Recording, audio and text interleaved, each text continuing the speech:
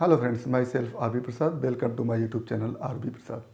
दोस्तों, जैसा कि जानते हैं कि अपने यूट्यूब चैनल के माध्यम से हम फिजिक्स, मैथ और साइंस से संबंधित फैक्ट्स को देते रहते हैं। तो यदि आप हमारे यूट्यूब चैनल पर पहली बार तो प्लीज़ चैनल को सब्सक्राइब कर लें ताकि हमारे द्वारा दिए गए हर वीडियो क्लिप का नोटिफिकेशन आपको मिलता रहे। पिछले के वीडियो क्लिप में हमने पदार्थ के चुंबकत्व के गुण के आधार पर उनको 3 वर्गों में विभाजित किया था। पहला प्रतिचुंबकीय पदार्थ डाईमैग्नेटिक मटेरियल्स, दूसरा अनुचुंबकीय पदार्थ पैरामैग्नेटिक मटेरियल्स और तीसरा लव चुंबकीय पदार्थ फेरोमैग्नेटिक मटेरियल्स। आज हम देखेंगे कि परमाणु मॉडल के आधार पर पदार्थ के चुंबकीय गुण की व्याख्या, यानी जिन पदार्थों को हमने 3 वर्गों में विभाजित किया था, प्रतिचुंबकीय पदार्थ, अनुचुंबकीय पदार्थ और लव चुंबकीय पदार्थ, उन पदार्थों के गुण को हम परमाणु मॉडल के आधार पर कैसे एक्सप्लेन कर सकते हैं, कैसे उसकी व्याख्या कर सकते हैं, उसी को आज हमको देखना है। हम ये परंपरागत रूप से पढ़ते आए हैं कि प्रत्येक तत्व परमाणुओं से मिलकर बना होता है और परमाणु के नाभिक में धन आवेशित प्रोटॉन और उदासीन न्यूट्रॉन होते हैं और नाभिक के चारों ओर इलेक्ट्रॉन वृत्ताकार कक्ष में गति करता रहता है। तो चूंकि इलेक्ट्रॉन के पास आवेश होता है, तो इलेक्ट्रॉन जब वृत्ताकार पथ पर गति करता है तो उसके साथ आवेश भी वृत्ताकार पथ पर गति करता है और आवेश के वृत्ताकार पथ पर गति करने के कारण इस वृत्ताकार पथ में एक धारा प्रवाहित होने लगती है और जब कोई धारा एक वृत्तीय लूप में प्रवाहित होती है तो वो लूप खुद एक मैग्नेटिक डाइपोल की तरह व्यवहार करने लगता है। तो कह देंगे कि प्रत्येक परमाणु में इलेक्ट्रॉन के वृत्ताकार कक्ष में गति करने के कारण वृत्ताकार कक्ष एक धारावाही लूप की भांति व्यवहार करता है और इस धारावाही लूप के चारों ओर चुंबकीय क्षेत्र उत्पन्न होने के कारण यह एक चुंबकीय द्विध्रुव बन जाता है और इसे कहते क्या है, और इसे परमाणुवीय चुंबकीय द्विध्रुव कहते हैं। इसको हम पहले भी पढ़ चुके हैं कि इलेक्ट्रॉन के ऑर्बिट में घूमने के कारण एक वृत्ताकार धारावाही लूप बन जाता है और वृत्ताकार धारावाही लूप के कारण चूंकि उसके चारों ओर चुंबकीय क्षेत्र उत्पन्न हो जाता है तो यह धारावाही लूप चुंबकीय द्विध्रुव बन जाता है और जिसे हम क्या कहते हैं, परमाणुवीय चुंबकीय द्विध्रुव कहते हैं। और इस परमाणुवीय चुंबकीय द्विध्रुव को इस टॉपिक में हम इस तरह से दिखाएंगे। ये परमाणु का ऑर्बिट है और चूंकि यह चुंबकीय द्विध्रुव भी है तो इसको इस तरह से हम दिखाएंगे। ये क्या है, परमाणुवीय चुंबकीय द्विध्रुव है। तो चूंकि प्रत्येक तत्व परमाणुओं से मिलकर बना होता है तो पूरे के पूरे तत्व में ढेर सारे परमाणु होते हैं और हर परमाणु इस परमाणुवीय चुंबकीय द्विध्रुव की भांति व्यवहार करता है। तो किसी भी तत्व में ढेर सारे परमाणुवीय चुंबकीय द्विध्रुव होते हैं। अब इसको हम शॉर्ट में चुंबकीय द्विध्रुव केवल कह लेंगे। तो हर तत्व में ढेर सारे चुंबकीय द्विध्रुव होते हैं जो वस्तुतः परमाणुवीय चुंबकीय द्विध्रुव होते हैं। अब हम आगे बढ़ते हैं कि कैसे प्रतिचुंबकीय पदार्थ चुंबकीय क्षेत्र के विपरीत दिशा में चुंबकित होता है, अनुचुंबकीय पदार्थ चुंबकीय क्षेत्र के दिशा में चुंबकित होता है और लव चुंबकीय पदार्थ चुंबकीय क्षेत्र की दिशा में प्रबल रूप से चुंबकित होता है। उसकी व्याख्या हम इसी परमाणुवीय चुंबकीय द्विध्रुव के आधार पर करेंगे। तो जितने भी प्रतिचुंबकीय पदार्थ होते हैं उनके प्रत्येक एटम में या अणु में इलेक्ट्रॉनों की संख्या पेयर में होती है, जोड़ों में होती है। तो क्या कि प्रतिचुंबकीय पदार्थ में इलेक्ट्रॉन की संख्या पहले तो सम होती है और दूसरा इलेक्ट्रॉन अपने ऑर्बिट में स्पिन तथा ऑर्बिटल दोनों प्रकार की गति करता है और तीसरा इलेक्ट्रॉन हमेशा युग्म जोड़े में होता है। चौथा, जोड़े में एक इलेक्ट्रॉन के स्पिन की दिशा, स्पिन गति, इसको चक्रण गति कहते हैं, कि दिशा दूसरे इलेक्ट्रॉन के स्पिन चक्रण गति की दिशा के विपरीत होता है। ये चीज, जैसे अगर हम इसको ऑर्बिट मान लें, ये प्रतिचुंबकीय पदार्थ के एक एटम का कोई ऑर्बिट है और इस ऑर्बिट में दो इलेक्ट्रॉन एक साथ युगल में होते हैं, जोड़े में होते हैं। तो एक इलेक्ट्रॉन जो होता है वो स्पिन गति यहाँ पर रह के इस तरह से गति करता है और इस तरह से गति करते हुए इधर भी आगे बढ़ता रहता है, इस तरह से। तब इस ऑर्बिट में भी ये गति कर रहा है और अपने जगह पर रहकर भी गति कर रहा है। तो अपने जगह पर रहकर के जो सर्कुलर मोशन करता है उसको स्पिन मोशन कहते हैं, और स्पिन मोशन करते हुए जो ऑर्बिट में भी गति करता है उसको ऑर्बिटल मोशन कहते हैं। तो दो मोशन हो गया, एक स्पिन मोशन और दूसरा ऑर्बिटल मोशन। स्पिन मोशन और ऑर्बिटल मोशन। तो इलेक्ट्रॉन जिसकी गति के कारण ये ऑर्बिट एक चुंबकीय द्विध्रुव बनता है, उसमें स्पिन मोशन वाला गति प्रभावी होता है और ऑर्बिटल मोशन वाला गति निष्प्रभावी होता है, यानी इसकी तुलना में यह नगण्य होता है। यानी इलेक्ट्रॉन के स्पिन मोशन के कारण, क्योंकि स्पिन मोशन भी वृत्ताकार पथ पर ही हो रहा, तो इलेक्ट्रॉन के स्पिन मोशन के कारण ये जो धारावाही लूप बनेगा वो प्रभावी होगा, और जिसके कारण ये चुंबकीय द्विध्रुव बनेगा वो प्रभावी होगा। एटम में इलेक्ट्रॉन के स्पिन मोशन के कारण चुंबकीय द्विध्रुव का गुण आता है। अब यहाँ पर होता है कि प्रतिचुंबकीय पदार्थ में दो इलेक्ट्रॉन युगल में होते हैं, तो एक का स्पिन अगर एंटी क्लॉकवाइज डायरेक्शन में है तो दूसरे का स्पिन जो होता है वो क्लॉकवाइज डायरेक्शन में होता है। तो एंटी क्लॉकवाइज डायरेक्शन में अगर स्पिन होता है तो उसके चुंबकीय आघूर्ण की दिशा दूसरी होगी, और क्लॉकवाइज डायरेक्शन में जब मोशन होगा तो उसके चुंबकीय आघूर्ण की दिशा इसके विपरीत होगी। जब दोनों की स्पिन गति एक दूसरे के विपरीत दिशा में है तो दोनों के कारण जो चुंबकीय द्विध्रुव बनेगा उसके चुंबकीय द्विध्रुव के आघूर्ण की दिशा भी विपरीत होगा, और ये दोनों एक दूसरे क्या करते हैं, निरस्त कर देते हैं। यानी प्रतिचुंबकीय पदार्थ में इलेक्ट्रॉन सम संख्या में होते हैं और वो जोड़े में होते हैं। एक की स्पिन की दिशा दूसरे के स्पिन की दिशा के विपरीत होती है, जिसकी वजह से दोनों इलेक्ट्रॉनों के कारण जो चुंबकीय द्विध्रुव बनता है उसके चुंबकीय द्विध्रुव का आघूर्ण एक दूसरे के विपरीत होता है और वो क्या करते हैं, एक दूसरे को निरस्त कर देते हैं। ऐसी स्थिति में, सामान्य स्थिति में हर एटम चुंबकीय रूप से न्यूट्रल होता है, उदासीन होता है। पांचवा, ऐसी स्थिति में दोनों ही इलेक्ट्रॉनों की गति के कारण चुंबकीय द्विध्रुव के आघूर्ण की दिशा एक दूसरे के विपरीत होती है और एक दूसरे को निरस्त कर देते हैं।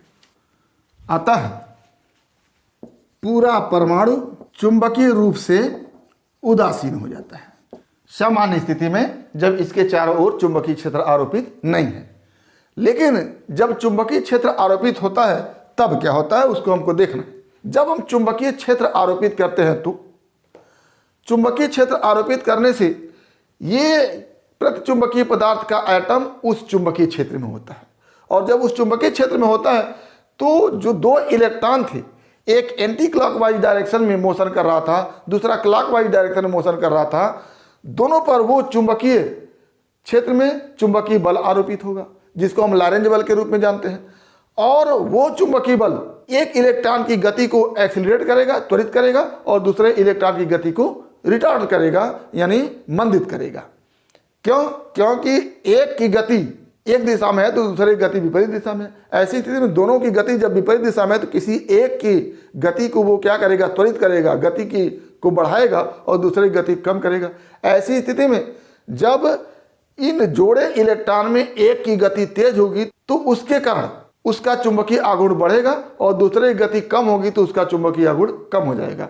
ऐसी स्थिति में हर एटम में, प्रत्येक एटम में जो चुंबकीय आघूर्ण होगा परिणामी रूप से मिलेगा, यानी प्रत्येक परमाणु का एक चुंबकीय आघूर्ण होगा। और जब प्रत्येक परमाणु का एक चुंबकीय आघूर्ण होगा तो पूरे के पूरे प्रतिचुंबकीय पदार्थ में ढेर सारे परमाणु हैं और सभी परमाणुओं का चुंबकीय आघूर्ण एक दूसरे से जुड़ेगा और परिणाम स्वरूप पूरा पदार्थ चुंबकित होगा। और चूंकि ये प्रेरण के कारण लॉरेंज बल लग रहा है, लॉरेंज बल की वजह से एक की गति बढ़ रही है, दूसरे की गति घट रही है, तो ऐसी स्थिति प्रेरण के कारण ये चुंबकित हो रहा है, इसलिए इसके चुंबकित होने की दिशा वाह्य चुंबकीय क्षेत्र जिसमें वो रखा हुआ है उसके विपरीत दिशा में होगी, यानी प्रति चुंबकीय पदार्थ विपरीत दिशा में चुंबकित हो जाएगा। तो ये हो गया प्रति चुंबकीय पदार्थ के चुंबकित होने के गुण की परमाणुविक मॉडल पर व्याख्या। आगे हम देखते हैं अनुचुंबकीय पदार्थ में क्या होता है। तो अनुचुंबकीय पदार्थ वे पदार्थ होते हैं जिसमें इलेक्ट्रॉनों की संख्या विषम होती है और जो इलेक्ट्रॉन्स युग्म में पाए जाते थे वो इलेक्ट्रॉन अब अधिक के रूप में होंगे, यानी सिंगल इलेक्ट्रॉन इसमें मिलेंगे। जब सिंगल इलेक्ट्रॉन मिलेंगे तो आप जानते हैं कि सिंगल इलेक्ट्रॉन स्पिन मोशन करेगा तो वो एटम एक दिशा में चुंबकीय द्विध्रुव की भांति व्यवहार करेगा। तो क्या लिखेंगे, पहला इसमें इलेक्ट्रॉन युग्म में होते हुए एक इलेक्ट्रॉन का आधिक्य होता है। जैसे इलेक्ट्रॉनों की संख्या विषम है तो जहाँ तक सम है वहाँ तक युग्म में होंगे, एक इलेक्ट्रॉन हमेशा बचेगा, तो वहीं इलेक्ट्रॉन क्या होगा, आधिक्य में होगा। और इसके कारण चुंबकीय आघूर्ण निरस्त नहीं होगा और प्रत्येक परमाणु चुंबकीय द्विध्रुव की भांति होगा। यानी अनुचुंबकीय पदार्थ में इलेक्ट्रॉन विषम में होते हैं और युग्म बनाते एक इलेक्ट्रॉन अतिरिक्त बच जाता है और इस इलेक्ट्रॉन के स्पिन मोशन के कारण ये चुंबकीय द्विध्रुव की भांति व्यवहार करता है और हर एटम एक चुंबकीय द्विध्रुव बन जाता है। लेकिन सामान्य स्थिति में जब चुंबकीय क्षेत्र आरोपित नहीं होता है तो हर इलेक्ट्रॉन के चुंबकीय आघूर्ण की दिशा रेंडम होती है, अनियमित होती है। ऐसी स्थिति में सारे के सारे परमाणु के चुंबकीय आघूर्ण एक दूसरे को सम्मिलित रूप से निरस्त करते हैं और पूरा का पूरा पदार्थ न्यूट्रल उदासीन होता है चुंबकीय रूप से। लेकिन जब हम इसके बाहर चुंबकीय क्षेत्र आरोपित करते हैं, प्रत्येक परमाणु जो चुंबकीय द्विध्रुव के रूप में है उस पर चुंबकीय बल लगता है और चुंबकीय बल लगने के कारण ये चुंबकीय क्षेत्र की दिशा में क्या हो जाते हैं, इस तरह से संरक्षित हो जाते हैं। जब इस तरह से संरक्षित हो जाते हैं तो हर परमाणु का एक ही दिशा में चुंबकीय आघूर्ण होता है और कुल मिलाकर के एक परिणामी चुंबकीय आघूर्ण प्राप्त होता है जो चुंबकीय क्षेत्र की दिशा में ही होता है। और परिणामी चुंबकीय आघूर्ण प्राप्त होने का मतलब ये पूरा का पूरा पदार्थ चुंबकीय क्षेत्र की दिशा में चुंबकित हो जाता है। लेकिन प्रतिचुंबकीय पदार्थ हो या अनुचुंबकीय पदार्थ हो, इसमें चुंबकत्व का गुण कम रहता है। अब आती है बात हमारी लौह चुंबकीय पदार्थ की। तो आइए देखते हैं लौह चुंबकीय पदार्थ में क्या होता है।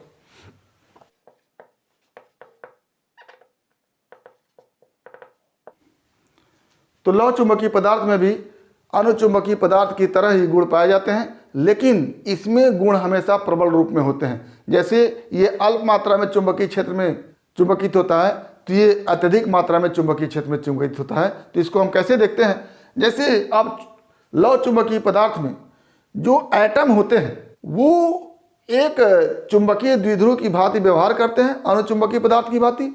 लेकिन लौह चुंबकीय पदार्थ में एक निश्चित एरिया में सभी के सभी परमाणुवीय चुंबकीय द्विध्रुव एक ही दिशा में संरक्षित हो जाते हैं। जब एक ही दिशा में संरक्षित हो जाते हैं तो इनका एक मजबूत चुंबकीय आघूर्ण इस दिशा में होगा, इसका चुंबकीय आघूर्ण इस दिशा में होगा, इसका इस दिशा में होगा और इसका इस दिशा में होगा।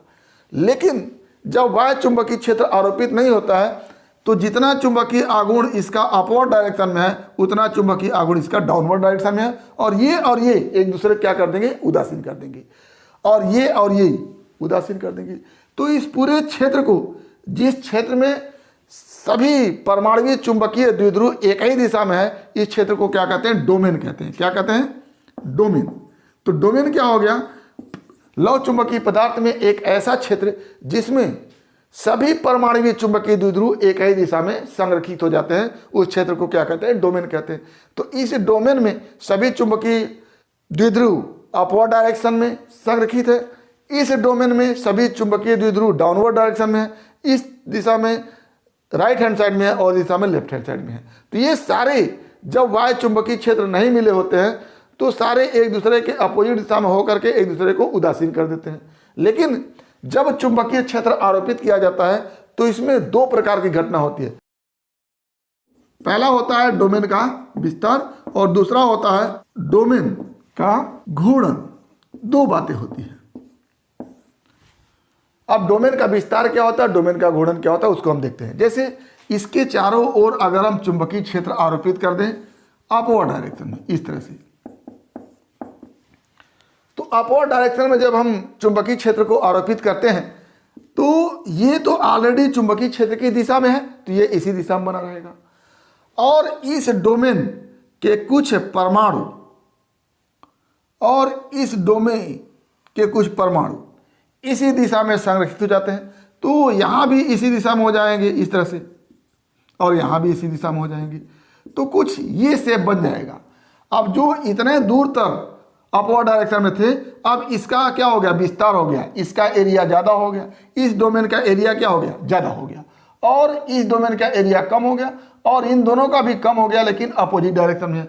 तो ये और ये एक दूसरे को उदासीन कर देंगे, और ये अपवर्ड डायरेक्शन में है, ये डाउनवर्ड डायरेक्शन में है, तो अपवर्ड डायरेक्शन में चुंबकीय आघूर्ण ज़्यादा है, तो ऐसी स्थिति में एक परिणामी चुंबकीय आघूर्ण अपवर्ड डायरेक्शन में मिलेगा, यानी चुंबकीय क्षेत्र की दिशा में ही चुंबकीय आघूर्ण मिलेगा, या कह लें कि ये लौ चुंबकीय पदार्थ चुंबकीय क्षेत्र की दिशा में चुंबकित हो जाएगा।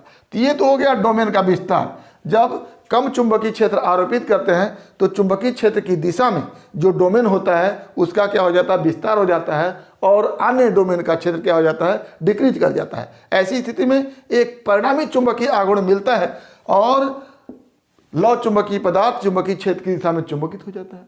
लेकिन अगर बी के मान को बढ़ा दिया जाए, यानी वाय चुंबकीय क्षेत्र की तीव्रता को ज़्यादा कर दिया जाए, तो ऐसी स्थिति में क्या होता है कि सारे के सारे डोमेन इसी चुंबकीय क्षेत्र की दिशा में संरक्षित हो जाते हैं। जैसे जो ये राइट हैंड साइड में था, ये अपवर्ड डायरेक्शन में इस तरह से हो जाएगा, और ये डाउनवर्ड डायरेक्शन में था तो ये भी क्या हो जाएगा, अपवर्ड डायरेक्शन में हो जाएगा।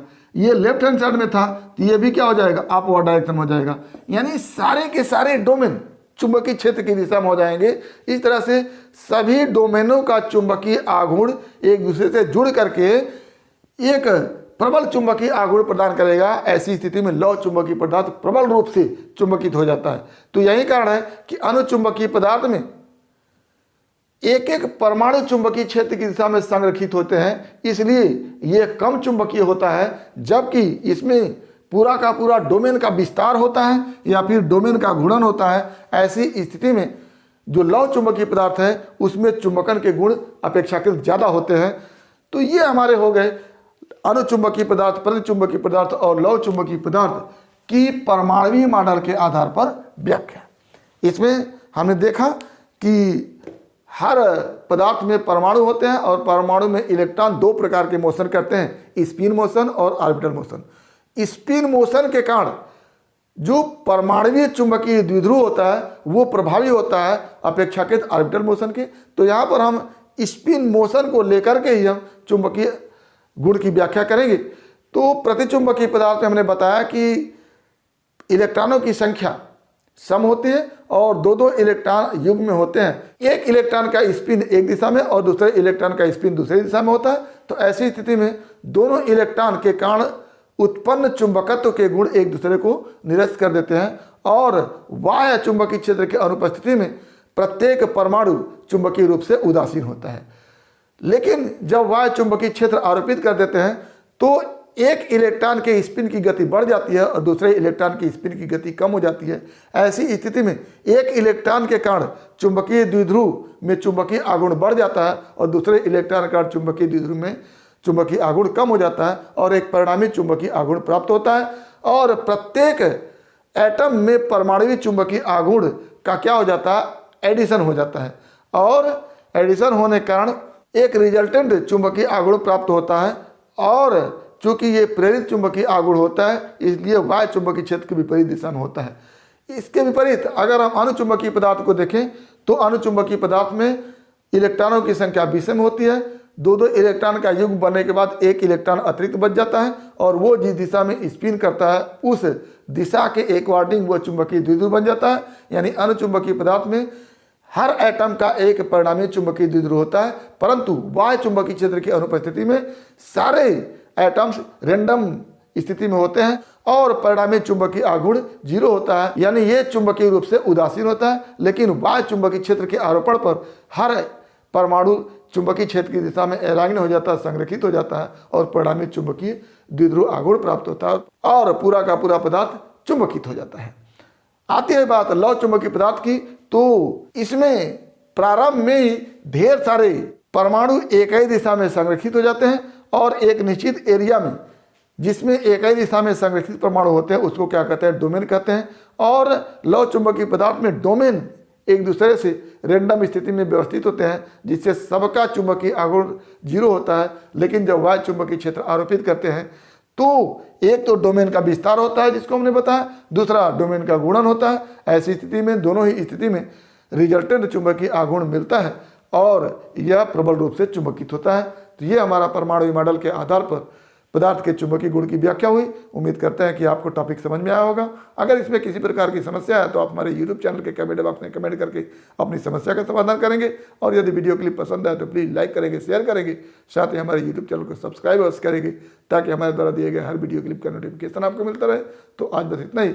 अगला टॉपिक अगले वीडियो क्लिप में एक बार फिर आपके भविष्य के लिए बेस्ट ऑफ लक। धन्यवाद।